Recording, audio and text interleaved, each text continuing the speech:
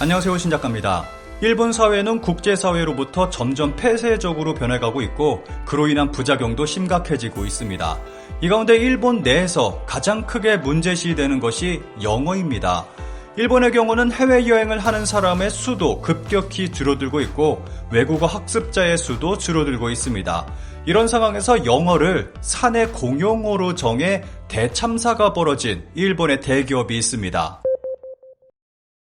일본에서는 최근 영어를 사내 공용어로 삼겠다는 기업들이 늘어나고 있습니다. 우선 한국의 사례를 살펴보겠습니다. 2002년 LG전자를 시작으로 삼성전자, SKT, 두산 등 적지 않은 기업들이 영어 공용화를 언어 전략으로 채택했습니다.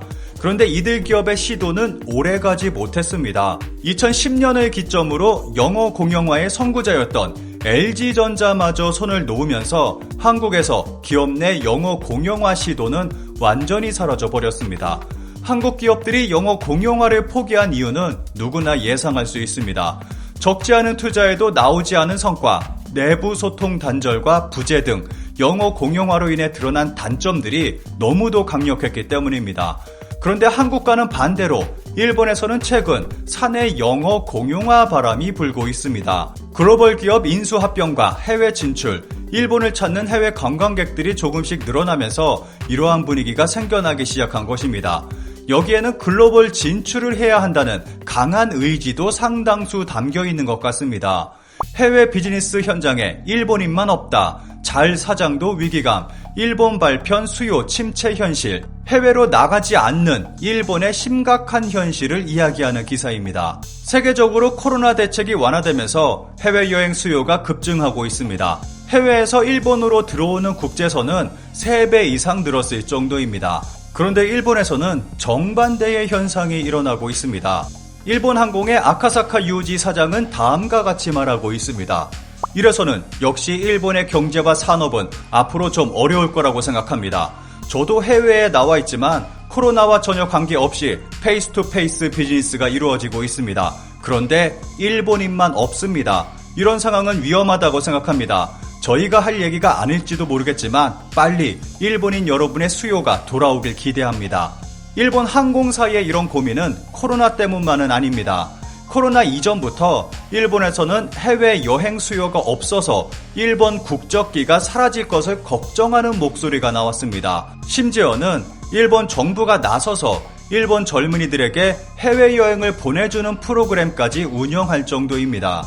일본 국민 중 여권을 가지고 있는 사람은 19%에 불과합니다. 이것도 해를 거듭할수록 낮아지고 있습니다.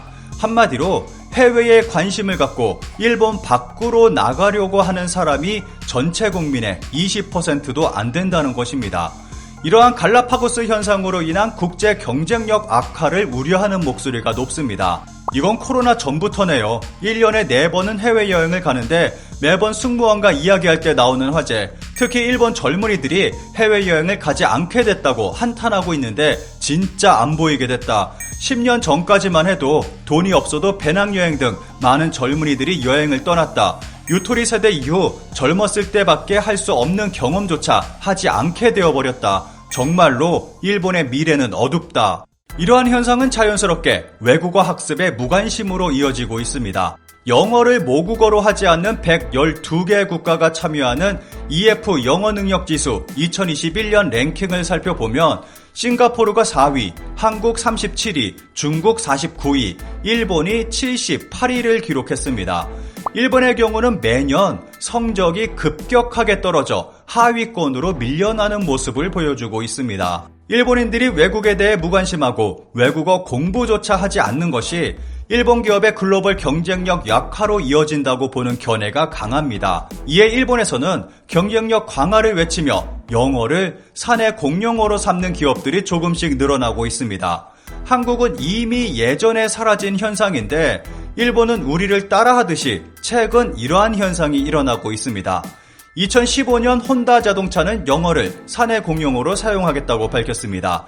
2018년 일본의 화장품 메이커 시세이도 역시 영어를 사내 공용어로 사용하겠다고 밝혔습니다.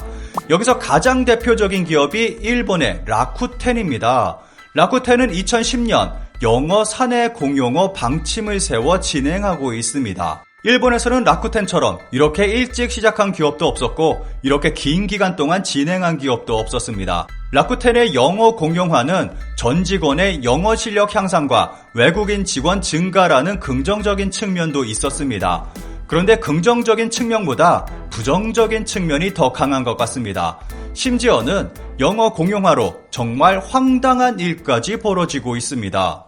라쿠텐 문제 속출 원인은 영어 공용화, 시간 2배 걸려 효율 저하, 의사 전달 오류. 기사에서는 영어 공용화로 라쿠텐에 어떤 문제들이 발생하고 있는지를 말해주고 있습니다. 우선 영어 공용화의 가장 대표적인 단점으로 사람들의 말이 줄어드는 것을 들 수 있습니다. 영어로 말하기 힘드니까 말수가 줄어들고 소통이 안 되고 의견 전달에 문제가 발생하는 것입니다. 그리고 업무의 효율이 현저하게 저하됩니다. 라쿠텐에서는 영어 공용화로 정말 황당한 일들이 발생했습니다. 올해 라쿠텐에서는 신규 사업인 휴대전화 사업을 담당하는 라쿠텐 모바일을 중심으로 트러블이 빈발했다. 트러블의 배경에 대해서 라쿠텐 그룹 복수의 하청업자로부터 트러블 발생은 라쿠텐 그룹의 사내 공용어를 영어로 설정하고 나서 현재해졌다라는 지적이 나오고 있다. 도대체 무슨 일일까?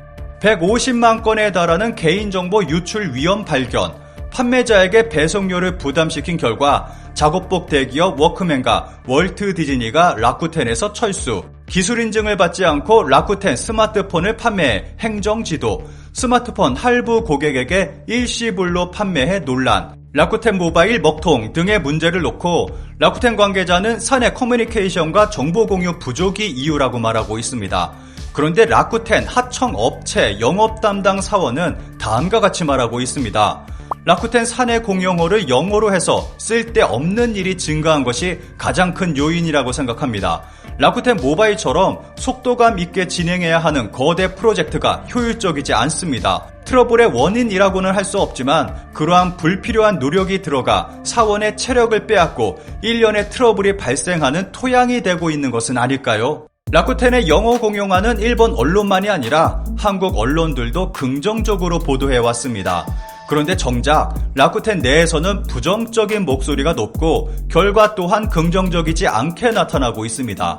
라쿠텐은 해외에서 사업을 하는 기업이 아닙니다. 주요 시장이 일본 국내인 것입니다. 그 결과 업무가 2배가 되는 대참사도 벌어지고 있습니다. 문제는 형식적으로 공용어를 영어화하고 있다는 것입니다. 예를 들어 간부 회의에서 사용하는 자료는 영어 표기가 필요하니까 이를 위해 부하 직원이 영어 서류를 작성할 필요가 있습니다. 하지만 그렇게 되면 제대로 전달되지 않을 수 있기 때문에 중요한 것은 일본어로도 전달합니다. 즉 무언가를 설명하는데 2배의 시간이 들고 있다고 생각합니다. 제대로 의사 전달이 안 되다 보니까 영어 서류와 일본어 서류 2개를 만들어야 하는 업무량 2배의 대참사가 벌어지고 있습니다.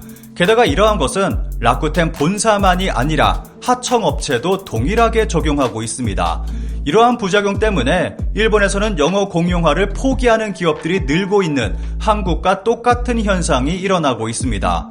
이러한 모습을 보고 있으면 정말 필요한 부서와 인원에게만 특화시키는 것이 더 효율적이라는 생각이 듭니다. 라쿠텐의 대참사는 여기서 끝나지 않을 것 같습니다. 미키타니 라쿠텐 회장, 영어 다음은 코딩, 전 직원에게 프로그래밍 능력 요구. 2019년 라쿠텐 회장은 IT 관계자라면 모두 배꼽을 잡을 만한 내용을 발표했습니다. 가장 걱정되는 것은 라쿠텐 회사 자체보다 피곤에 쩔어 있을 직원들이네요.